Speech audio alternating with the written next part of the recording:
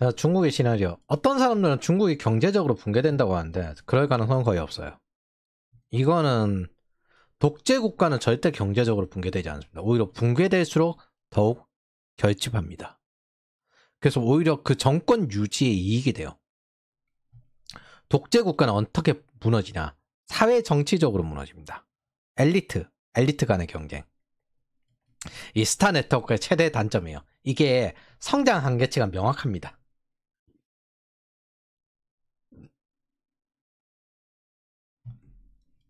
스케일 프리 네트워크는 기하급수적 성장을 하는데 스타 네트워크는 딱 선형적 성장까지 하는 단점이 있습니다.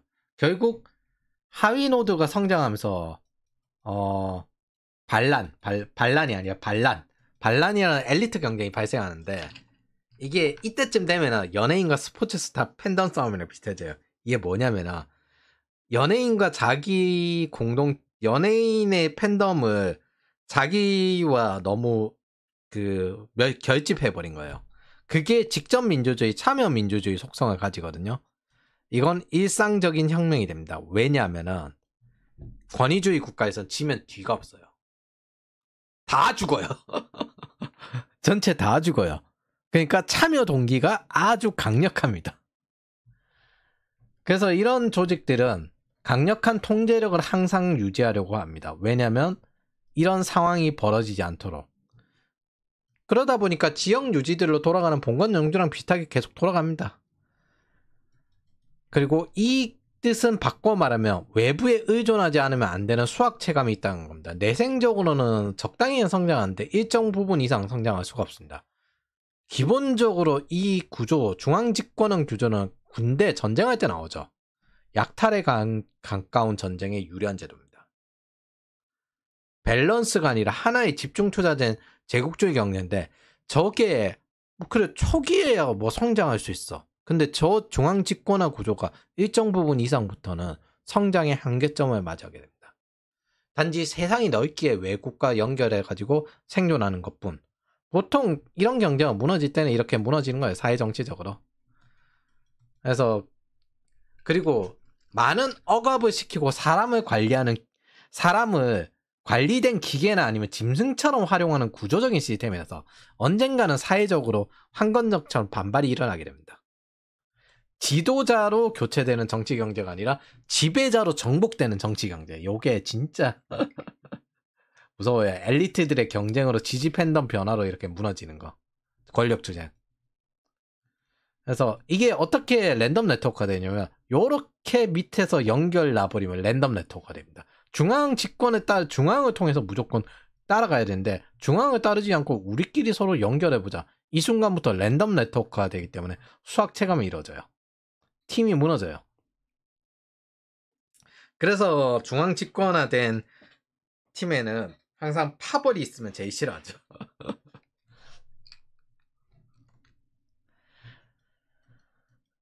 그래서 미국처럼 대체가 많은 경제의 차이가 여기에 있습니다. 자연스럽게 다양한 독립성, 자율성 등으로 전체론적으로 흘러가게 되면 구조적인 이익이 생기는데 여기 소수 엘리트들의 통제된 방식은 결국 랜덤 네트워크로 통합해야 되고 엘리트가 대체될 때 억압시켜 놓은 분도가 다시 폭발하게 됩니다. 자, 이게 핵심인데 결국에는 내생적으로 성장이 불가능하다는 거잖아요. 그리고 이 통제 자체를 핵심화시키고 여기 밑에서 연결돼 버리면 수학 체감이 되고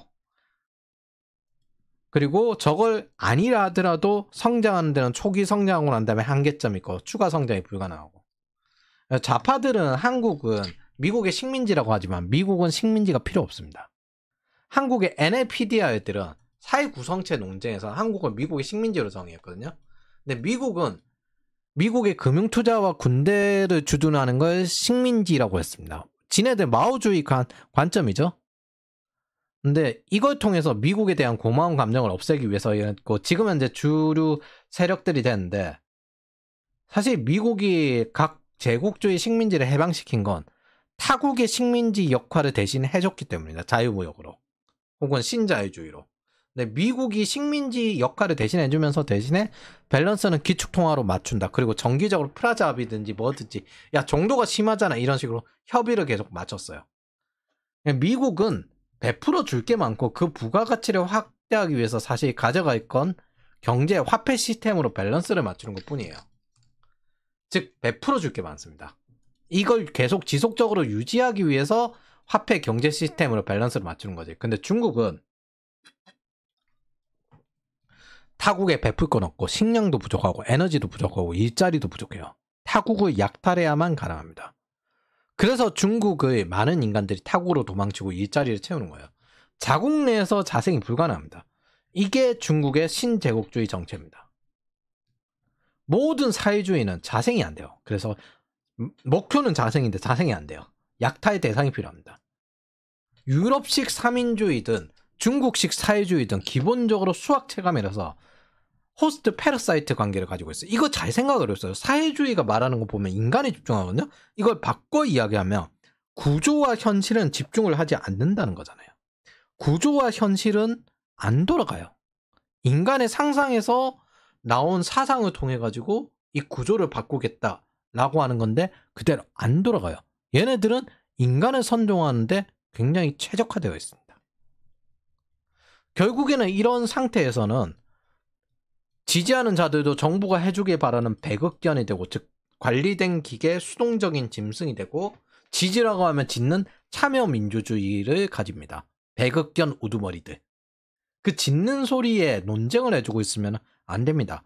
왜냐하면 얘네들 자체는 국가를 없애는 게 장기적인 목표이거나 혹은 몰라서 그냥 동조를 하든 뭘 하든 자기와 같은 생각과 미래와 비전을 가졌다는 에너지 낭비를 하면 안 됩니다. 얘네들은 정부가 해줘야 되지, 나에게 해줘야 되지, 이런 식으로 나르시즘을 가지고 있는 집단주의자들이에요. 그래서 자기네들이 이게 선한 행위를 하고 있다고 믿고 있고, 저들은 기본적으로 기생충적인 구조를 추구하기 때문에 애초에 이건 구조적인 문제, 현실적인 문제예요.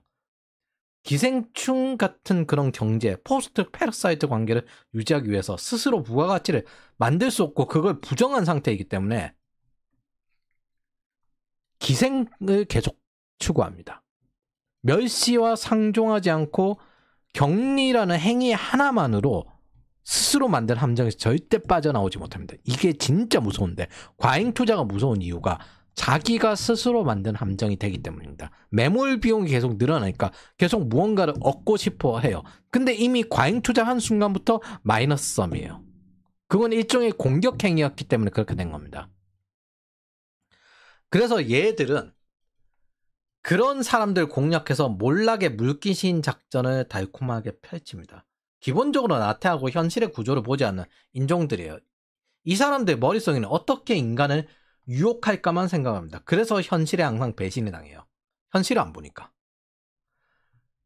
그래서 얘네들의 생존 방식은 사람들의 과욕 그리고 절박함을 이용하는데 매우 익숙합니다. 이게 이쪽의 생존 전략이고, 기본적으로 사람을 주로 보는 방식의 세계관을 가지고 있습니다. 그리고 이들은 수단 방법을 가리지 않는데, 여러분들이 수단 방법을 가리지 않을 필요는 없습니다. 그냥 멸시하고 무시하고 차단하고 욕하면 돼요. 이 이유는 이 사람들과 논쟁을 하면 그때부터 에너지 낭비가 급속도로 되고, 굳이 내 생존에 써야 될 여력과 평온을 훼손하는 방식이 됩니다. 어차피 이쪽의 목적들은 있잖아요. 강한 개인주의, 홀로서기를 막고 그 홀로서기 하는 사람들에게 최대한 뜯어먹어야만 생존할 수 있는 생존 방식을 가지고 있어요. 그래서 이 홀로서기 하는 인간, 즉 호스트가 어떤 행동 패턴을 가지고 있는지 그걸 계속 분석을 합니다.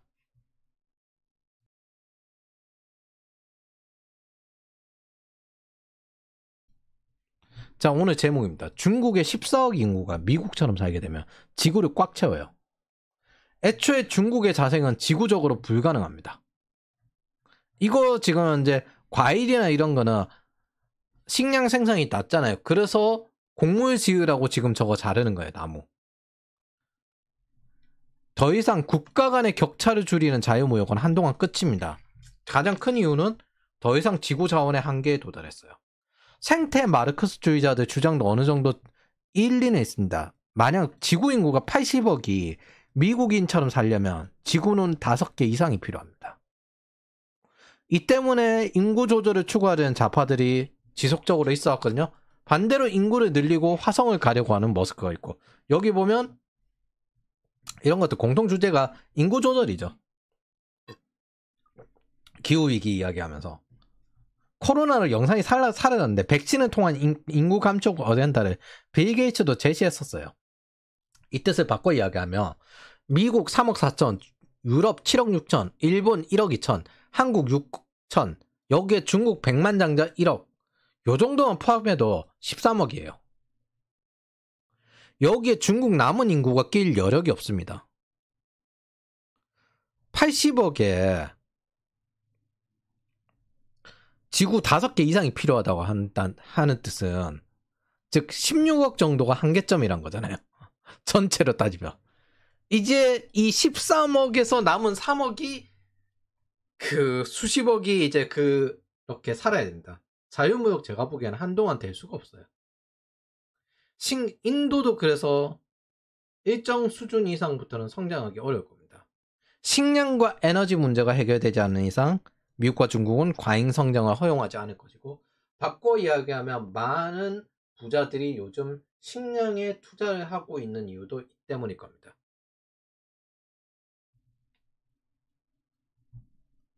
자, 그렇다면 중국의 최적 시나리오는 약탈할 국가를 최대한 확보해서 장기적으로 패권 국가가 되는 겁니다. 미국에 비해 기술 자립을 하고요, 식량과 에너지 자립을 하고, 이거 전부 약탈할 국가를 찾아서, 식민지를 찾아서, 그리고 남중국해 영향력을 모두 장악해서 안보적으로 하고, 필요할 때 해당 국가들의 군사력을 동원할 수 있고, 위안화를 국제화시키면서 미국의 압박에 대해 버틸 수 있는 장기적인 자생 능력을 갖추는 겁니다. 약탈을 해서든 뭐든. 그리고 미국을 상대적으로 쇠퇴시키는 장기적인 다국체제를 만들면 돼요. 일반적인 국가의 최상의 결과는 필요 없어요. 그냥 지금보다 조금 좋아지면 됩니다. 어차피 지구 인구를 감당할 수 없고 적당히 죽일 수 있는 절박한 사람 숫자가 많은 게 중공에겐 유리하죠. 중공. 항상 중공을 기준점으로 생각을 해야 돼요. 뭐? 중국인은 죽어도 상관이 없다는 겁니다. 근데 제가 보기에 이 가능성은 없어 보여요. 미국이 보고 있을 리도 없고, 중국의 현실적인 시나리오는요, 중공 권력은 유지한 채 미국의 현실적인 시나리오처럼 중국은 적당히 포기하는 겁니다. 미국을 달래면서. 안 그러면 무너져요. 뭐? 이 내수의 지속 성장 돌파고 저게 불가능한 상태입니다. 이러면서 이중순환 구조를 돌리는 겁니다. 완전한 개방 시는 중공의 붕괴 위험이니까 내부의 불만을 줄이는 정도로 통제하면서, 그리고 최대한 대항기술, 뭐 낮은 수준의 반도체로 어떻게 돌리고, 지역적 패권, 동아시아 공동체, 요 정도 수준까지. 요거 정도가 이제 중간 정도 수준이라고 생각합니다. 타협전. 이전 탄핵 창성 집회에도 나왔던 건데, 동아시아 공동체. 원래 이게 꽤 오래 있었거든요. 근데 중국과 러시아와 손잡다 하는 게 동북아시아 공동의 집 하면서 공동체가 되어야 되는 탄핵 찬성 집회. 러시아는 이제 소련에서 쭉 넘어왔으니까 중국의 공산당 형님, 뭐 요런 느낌. 저는 그래서 여러 비전이 있는데 이것도 사회주의자들이 원하는 건 동아시아 공동체 사회주의입니다. 그리고 이런 사회주의자들이 보통 해당 공동체가 망할 것 같을 때는 꼭 미국으로 도망을 쳐요. 저는 그래서 미국 입국 심사가 강화된 게 좀 반갑습니다.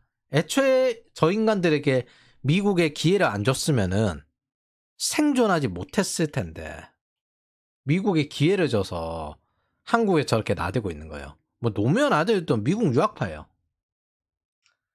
그래서 이런 과정에서 적당히 일부 영역에서만 서방과 협력하고, 이거는 미국의 현실적인 정책에는 똑같습니다. 공산당 유지의 목적을 가지고 있는 거죠. 그래서 공존하는 체제를 찾는 거. 뭐 위안화 국제화 블록이든 뭐든 이런 식으로 공존하는 체제를 찾는 것.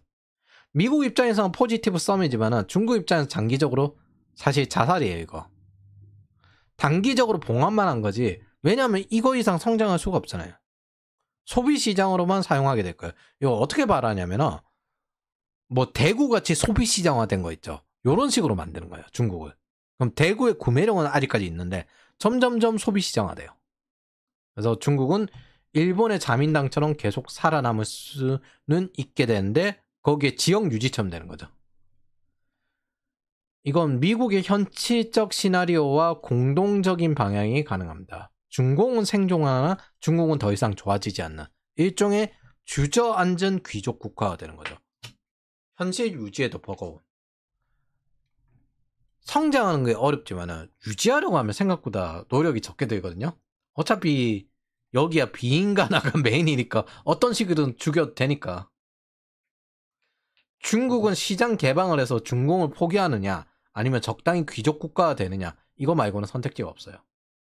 그리고 당연히 최악의 시나리오는 전쟁인데 문제는 엘리트 소수가 택하는 이런 스타 네트워크 독재 국가는 개인 단위로 충분히 전쟁을 택할 수 있다는 점이 문제입니다. 저도 한때는 철인 정치, 플라톤이 말한 철인 정치가 가능한가 생각한 적이 있어요. 정말 뛰어난 그런 컴퓨터가 발달해서 AI가 되면 그게 되나? 애초에 구조 자체가 불가능합니다. 중앙 노드가 지속적으로 가부화돼요. 즉 슈퍼컴퓨터에 중앙 집중하라 해봐야 어차피 한계는 뻔해요. 그래서 지금까지 많은 국가들이 망한 거였습니다. 결국에는 세도 정치로 흘러가다가 죽게 된 것도 조선이잖아요. 그래서 지금은 MSA 구조의 연결로 스케이프리 네트워크를 구성하고 레이어하고 이런 것들 하는 것들 자체가 왜냐하면 이런 스케이프리 네트워크가 중요한 게 뭐냐면은 중앙이 커야 되는 게 아니라 핵심 노드가 커야 되는 게 아니라 허브 노드가 강해져야 중앙이 강해지는 그런 구조를 가지고 있습니다. 그래서 대부분의 정상적인 국가들은 중산층을 강화시키려고 노력을 해요. 근데 중앙이 버티기 위해서 푸틴이나 새로 정권을 잡은 명분에서 뭐 전쟁을 하는 그런 전쟁을 하는 것들은 이제 스타 네트워크들이죠. 요런 것들. 스케이프리 네트워크는 요 노드들이 강해지고 요 노드들이 강해지려면 요 노드들이 강해져야 돼요. 여기서 자원을 뿌리는 게 아니라 여기서 자원을 위로 올려가지고 그 배분하는 요런 구조를 가지고 있기 때문에 특히 이 네트워크 전체를 지키기 위해서 배분하는 요런 구조를 가지고 있기 때문에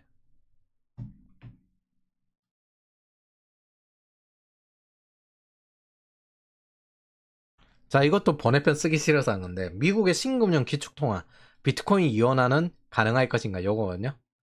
개인적 노력 정도로 봐주시기 바랍니다. 제가 새로운 다음 시대의 가능성에 준비를 해야 되기 때문에 번외편적이고 예측입니다. 그래서 명백히 주도 방향은 나오지 않는 가능성이에요. 그리고 저의 가상화폐 지식은 그렇게 뛰어난 편이 아닙니다. 일본이 왜 아날로그를 고수하냐? 금융억압을 당해봤기 때문입니다. 2차 세계대전 당시 은행에 저축했지만 모두 빼앗길 수 있는 걸 경험을 했어요. 정부를 못 믿는 이런 현상은 지금도 남미국가, 중국, 레바논 이런 국가에 일어납니다. 근데 개인의 입장에서 현금이나 다른 자산으로 가지고 싶고 정부 입장에선 그걸 최대한 방해하고 싶어요. 그중 하나가 중국의 CBDC입니다. 정부의 통제력이 굉장히 강해지겠죠. 미국이 CBDC 도입을 확정할지 모르겠는데 오히려 미국식으로 풀려면 연준처럼 민간 기업을 위주로 풀어야 될 겁니다. 미국에서 만약 한다면은 미국인은 미국 정부의 독재 가능성이 없다는 걸 절대 믿지 않아요. 그래서 자발적으로 저걸 쓰든가 아니면 CBDC를 쓰든가 이런 식으로 선택지를 제공하는 방식으로밖에 안 될 겁니다. 그리고 그게 미국 국민의 총을 포기하지 않는 이유기도 해요. 언제든 절대 독재를 하지 않는다는 장담을 할 수 있냐? 이 장담을 하지 못하니까. 자, 그런 상황에서 세상은 보통 20, 30년 단위로 금융의 방식이 새롭게 재해석이 됩니다. 재건 시기 1945년에서 60년은 기업용 대출, 상업 대출이 주류였고 이 당시에도 자동차는 필수품이었으나 제조업체 금융회사에서 소비자 금융을 진행을 했어요. 닉슨 쇼크 이후 1970년대 인플레이션이 펼쳐지자 고정금리 대출의 손실이 이루어집니다. 그러면서 가장 크게 바뀐 게 변동금리가 대중화되었어요. 1980년이 되니까 은행들이 주택담보대출과 자동차 대출에 참여했습니다. 그래서 처음부터 1980년부터 은행이 주도해가지고 대량의 주택 공급을 했죠. 자동차로 엄밀히 말해서 자동차 기반 소비자 금융이라고 하지만 저게 쉽게 말하면 할부잖아요. 할부. 그냥 받는 거 이제 나눠서 받아주는 거잖아요. 그거 이제 대출 구조로 바꾼 거죠. 이거 바꿔 생각하면 1950년대에 자동차가 필수품이 됐는데 그 아들 세대들은 인플레이션으로 자동차를 쉽게 구할 수 없었다는 뜻이 됩니다. 14% 금리가 되니까 어떻게 구할 수 있었겠어요. 바이어 아메리칸도 동작할 리가 없고 차 사라고. 그래서 이거 자동차 필수품화가 이거 보면은 아이고 안 뜨냐? 네, 이렇게 쭉 증가했거든요. 50년대, 70년대, 80년대 그 와중에도 쭉 증가했거든요. 근데 최근의 사례를 보면 씁쓸해요. 화폐 가치가 기속적으로 떨어져가지고 이제 미국은 필수품이 됐는데 사치품이 된 미국 자동차 이런 식으로 점점 나오고 있습니다. 1990년 이후 본격적으로 주식화되고 2000년대 자본화되면서 워렌 버핏이 뜨기 시작을 합니다. 워렌 버핏의 재산이 요때 이후부터 재산의 90%가 증대되었죠. 그리고 20년 단위로 끊어보면 다음 패러다임이 슬슬 올 때가 왔어요. 왜 통하지 않는지, 왜 요즘 당신 같은 방식이 통하지 않는가. 가능성에 투자한다 요즘은. 사실 거의 여기에 관련돼 있어요. 그래서 지금 현재 아이디어와 데이터 이런 것들이 디지털화가 정말 중요한 겁니다. 가능성에 투자가 되는 시대이기 때문에. 자, 보면은 정부 금융 시대에는 전쟁과 수에즈 운하, 2차 세계대전 이전에 전쟁용으로 특히나 영향을 많이 받았죠. 정부 금융. 근데 기업 금융. 2차 세계대전 이후에 기업 금융이 진행이 되었고요. B2C가 본격적으로 발달하면서 그리고 대중금융 1980년대부터 진행이 되었습니다.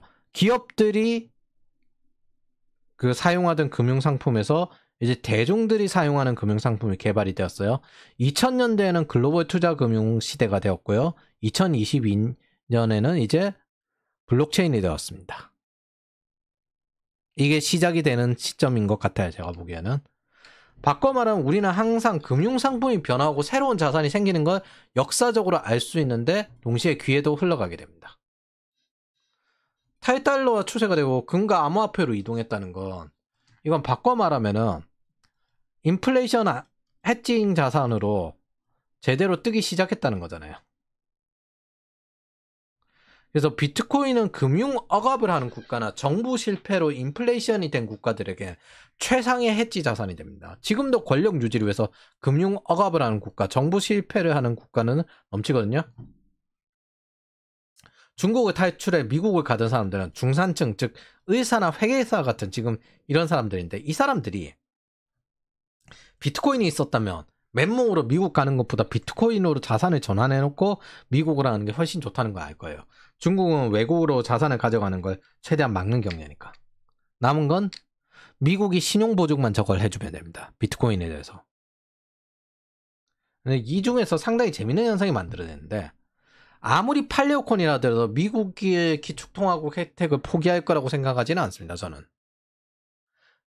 저건 너무 이익이 심하기 때문에 달러 시뇨리지 그게 이익이 심하기 때문에 트럼프와 머스크의 반연준 이데올로기는 화폐 가치 훼손에 대한 반발로 봅니다. 양적 완화, 인플레이션 유발 정책 이게 사실 케인즈주의 경제학자들로 지속되게 만들어진 거죠. 그 상징이 비트코인이고. 그럼 첫 번째 이 양적 완화에 대해서 좀 이해를 해야 하는데 연준은 준공공기관이지만 민간은행들이 운영합니다. 바꿔 말하면 은행들의 이익을 위해서 운영이 되는 거죠. 그리고 이들은 미국 달러 지폐 발권력을 가지고 있습니다. 이 발권 수익 달러 시뇨리즈는 재무부의 이익으로 들어가요. 그럼 양적 완화는 어떻게 진행이 되느냐? 이 연준이 시장에 재무부 채권을 삽니다. 연준이 돈이 어디 있어서 달러를 발행해서 그러면은 연준의 순이익은 달러를 발행해서 나온 순이익과 그 다음에 채권을 산 그 이자로 얻은 연준 운영비를 제외한 순이익은 다시 미국 재무부로 귀속이 됩니다. 즉 미국 재무부의 이자 부담을 줄여주는 역할을 하게 됩니다.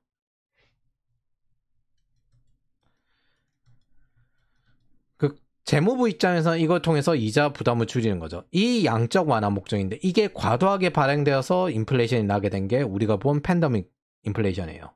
세 번째 달러 소각. 풀린 달러는 미국 안에서만이 아니라 전 세계로 돌게 됩니다. 이건 미국 밖에서 거래가 발생하게 돼요. 예를 들어 한국이 미국에 수출해서 달러를 벌었다면 이 달러는 다시 미국으로 돌아가지 않고 타국의 우리나라 같은 경우 다른 나라 에너지와 식량을 사기 위해서 이용이 됩니다.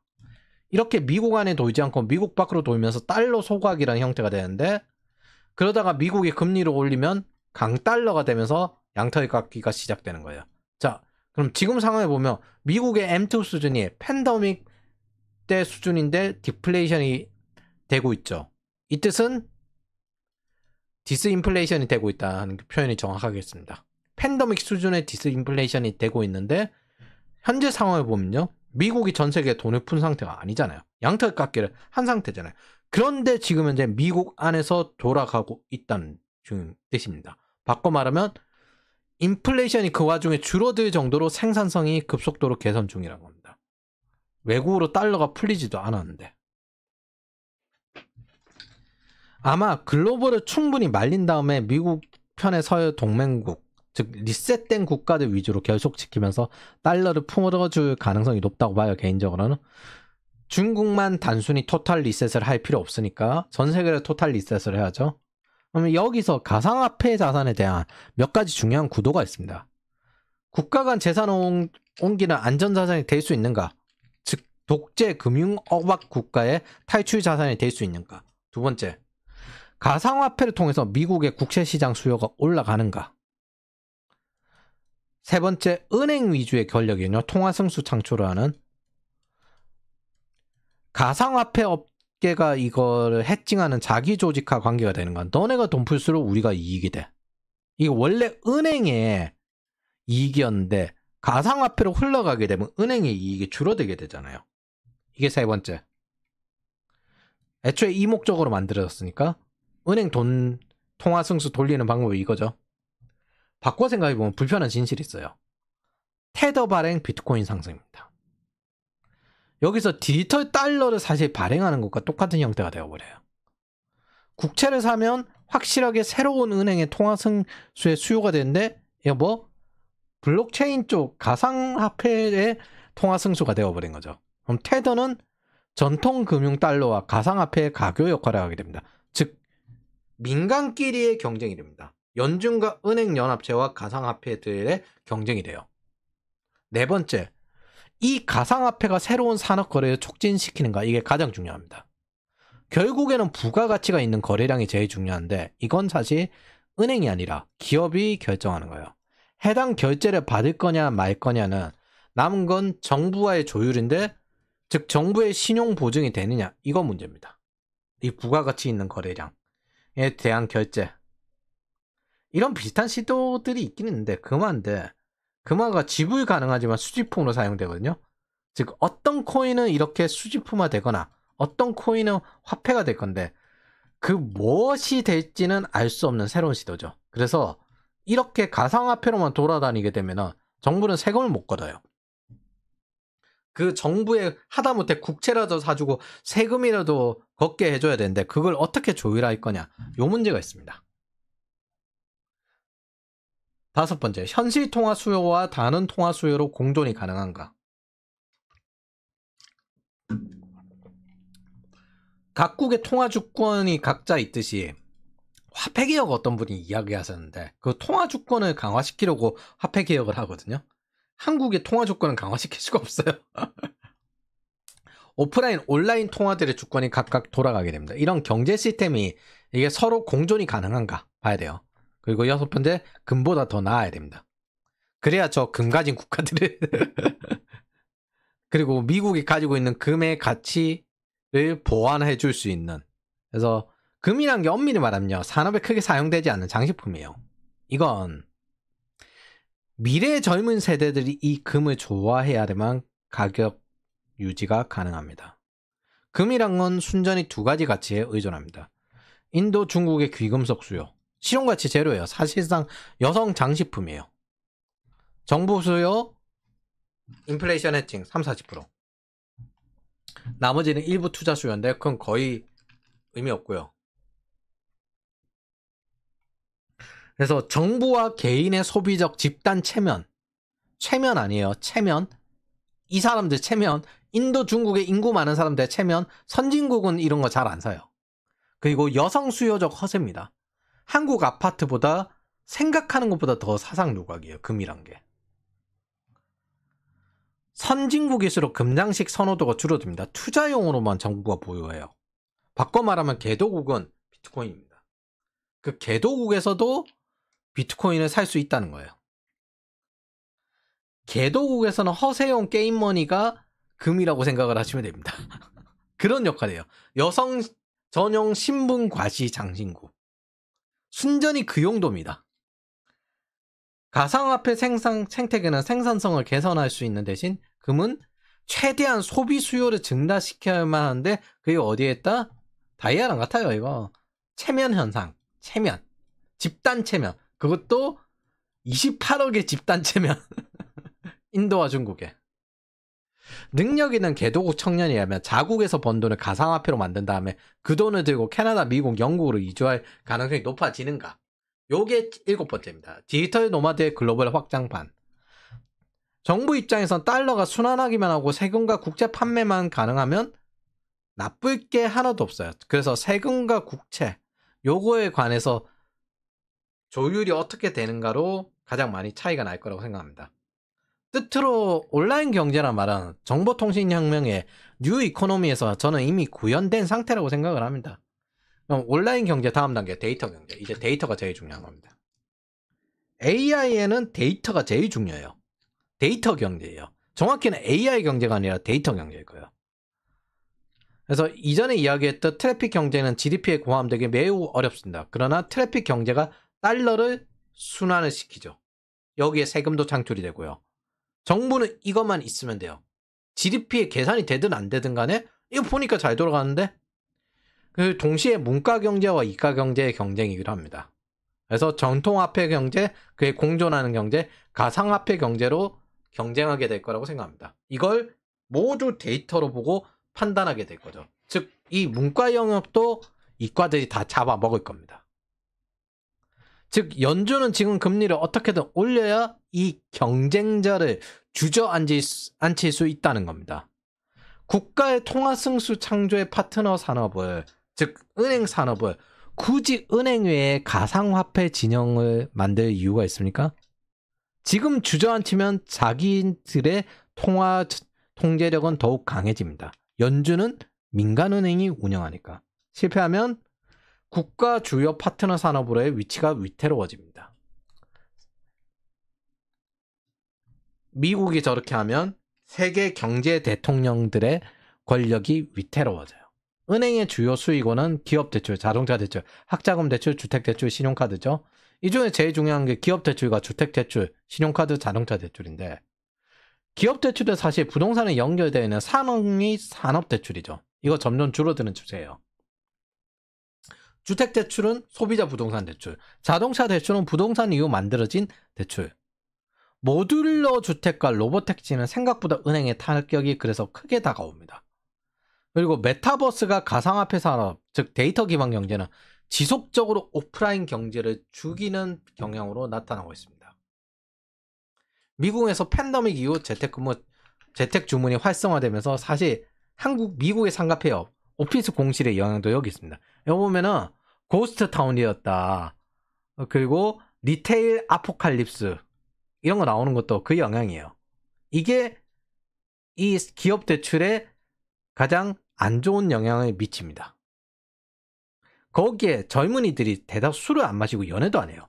라이프 스타일이 변화했어. 이런 데 돈을 써야 되는데 3차 산업 서비스업은 축소된다는 뜻은 4차 산업 서비스업으로 대체가 되고 있다는 겁니다.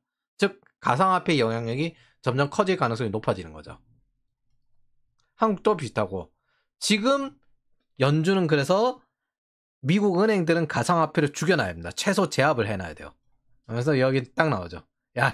야 인플레이션 그거 모델 바꿔가지고 제가 안 내리겠다고 작정을 하고 있는데 가상화폐 산업 문제는 다음이 있고 수요처는 오프라인보다 더 많을 수 있는데 그 수요처에서 은행의 필요성이 훨씬 줄어들 가능성이 높다는 겁니다. 현실은. 이 시나리오는 간단해요. 가상화폐 시장을 압박한다. 미국 주가를 떨어뜨려서 트럼프를 압박한다. 미국 중부 일반 사람들에게 시장 금리를 내리지 않아 은행이 플러스 지지자들의 사정을 압박한다. 절박해진 재무부는 연준에 채권 사달라고 사정하거나 채권 판매가 어렵게 만든다. 주가도 이제 예전처럼 복구가 되어버렸으니까 어떻게 돼요? 이거 떨어뜨려야 트럼프를 압박할 거 아니에요. 겸사겸사 가상화폐도 같이 압박이 되는 거고. 재밌는 싸움입니다. 지금 현재. 자, 청년 여러분, 온라인으로 소비하십시오. 이 뜻은 무슨 뜻이냐면 온라인으로 소비할수록 여러분들의 부동산 가격은 뭐 떨어질 가능성이 높다는 겁니다. 조금이라도. 거기에 지금 현재 외투사가 들어왔기 때문에 서울권은 제가 보기에는 계속 올라갈 것 같긴 해요. 그래서 임대료 올라가는 거 대응해서 서울에서 쫓겨나기 싫으면 빌라나 오피스텔 하나 정도는 사주십시오. 아파트는 됐고. 자, 착취 렌트는 어쩔 수 없지만 신용 배급은 막을 수 있습니다. 적어도. 이 렌트비 올라가는 건 어쩔 수 없을 거예요. 이거 아파트는 여자 요구 때문에 사는 거잖아요. 그런 인생은 추구하지 마세요. 압구정 아파트 성장률 이퀄 S&P 500입니다. 즉 여러분은 상급지를 처음부터 살 수 있습니다. 근데 이 S&P 500은 재산세를 안 내죠.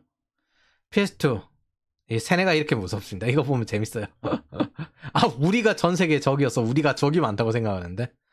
세 번째, 위에 보셨으면 알겠지만 중국의 평화적 부상은 모순된 명제입니다. 결국에는 제로섬 단계로 다른 나라 걸 뺏어야 돼요. 그게 부족해서 지금 현재 수자원도 뺏고 있잖아요. 이건 인도, 아프리카 역시 마찬가지입니다. 정말 한국이 선진국 막차일 수도 있고 혹은 전쟁을 통한 경쟁만 진행될 수도 있어요. 그래서 이게 언제든 전쟁으로 벌어질 수 있습니다. 네 번째, 사람이 정치적이 않을 것이라고 생각하는 건 착각입니다. 사람은 언제나 모든 수단을 다 쓸 수 있고요. 사람이 운영하는 조직은 언제나 정치적입니다.